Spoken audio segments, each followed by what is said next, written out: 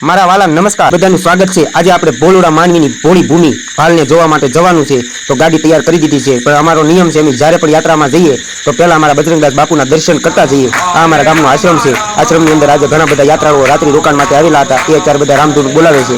તો આપણે બધાને નમસ્કાર કરી અને આગળના પ્રવાસ માટે નીકળી જવાનું છે। બધાને બાપા સીતારામ, જય બજરંગદાસ બાપુ। બાળકો પણ અત્યારે ઉત્સાહમાં ખૂબ આવી ગયા, કારણ કે ખૂબ દૂર જવાનું છે, એટલે બધા વહેલા હુતાય નથી, હુવા દેતાય નથી। અમે નીકળી ગયા છીએ અત્યારે અમારી ભાલની સફરે। સંખ્યા વધારે છે એટલે ગાડી થોડીક દબાઈ છે, પણ ઘરના હોય ને કઈ બહાર મૂકવા જવાય। અમારા લાંબા રૂટની અંદર રોઈશાળા ગામ પણ વચ્ચે આવે છે, અને અહીંયા ખોડિયાર માતાજીનું જન્મસ્થળ છે। તો અહીંયા ખોડિયાર માતાજીના દર્શન કરી અને અમે સહપરિવાર ઉપડી ગઈ। આગળનો અમારો પ્લાનિંગ રસ્તામાં કુંડળધામ આવે છે, તો ત્યાં દર્શન કરી અને ત્યાંનો ખૂબ સરસ મજાનો બાળકોને ગમી જાય એવો નજારો જોવા માટે અમે આવી ગયા છીએ। આ એનું પ્રવેશદ્વાર છે।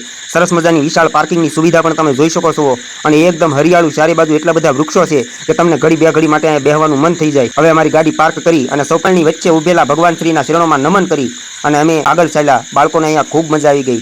અહીંયા હનુમાનજીના દર્શન પણ તમે જોઈ। આ તળાવની અંદર બહુ મોટી મોટી માછલીઓ, એ અમારા બાળકો જોઈને ખૂબ ખુશ થઈ ગયા। ટેસ્ટ પણ મૂકેલા છે, એમાં તો બાળકોને એટલો બધો આનંદ આવી ગયો। અને આ બધી જે કથાઓ હતી, કથાઓ એ બાળકોની સમક્ષ રજૂ કરી, તો બાળકો ખૂબ જ એ જાણીને ખૂબ મજા આવી ગઈ। સરસ, કોઈ પણ યાત્રિકનું ધ્યાન આ બાજુ આવશે।